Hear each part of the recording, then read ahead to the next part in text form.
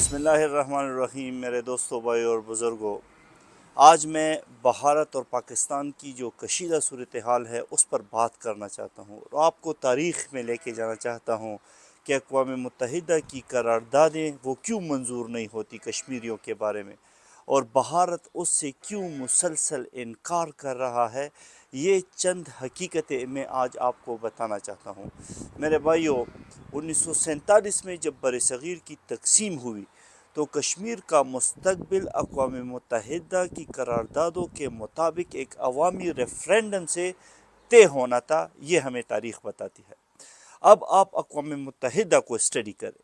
اقوام متحدہ نے واضح کہا کہ کشمیر کے عوام کو خود فیصلہ کرنے دیا جائے۔ ان کی مرضی ہے، وہ پاکستان کے ساتھ جانا چاہتے ہیں یا وہ بھارت کے ساتھ جانا چاہتے ہیں۔ بھارت اس سے کیوں بھاگ رہا ہے؟ اس کے لیے آپ کو تاریخ پر نظر دوڑانی چاہیے۔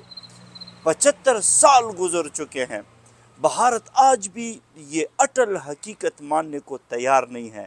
اس پر میں آج بات کرنا چاہتا ہوں۔ وہ ہمیشہ اپنے وعدوں سے مکر جاتا ہے۔ اقوام متحدہ میں سینکڑوں ممالک ان پر دباؤ ڈالتے ہیں، وہ پھر بھی بھاگ جاتا ہے۔ بھارت کی حکومت نے نہ صرف ان قراردادوں کو جھٹلا رکھا ہے بلکہ کشمیر میں انسانی حقوق کی وہ کلم خلاف ورزی کرتے ہیں اور کوئی ان سے نہیں پوچھتا۔ آج 7 لاکھ سے اوپر فوجی ان کے وہ کشمیر میں تعینات ہیں۔ کیوں اتنی بڑی فوج وہ کشمیر کی وادی میں لے کے گئے ہیں؟ آج آپ کشمیری ماؤں بچوں سے پوچھے، والدین رو رہے ہیں، ہزاروں افراد ابھی لاپتہ ہے۔ کشمیری عوام کی آواز کو ہمیشہ جو انڈیا کی سوشل میڈیا ہے، جو ان کی الیکٹرانک میڈیا ہے، انٹرنیٹ کے ذریعے ان کو دبایا جاتا ہے۔ ان کی مذہبی آزادی پر بھی مسلمانوں کے، کشمیریوں کے انہوں نے پابندی لگائی ہے۔ اس کے برعکس پاکستان بار بار اقوام متحدہ سے مطالبہ کر رہا ہے کہ آپ اپنی ہی قراردادوں پر عمل کروائیں۔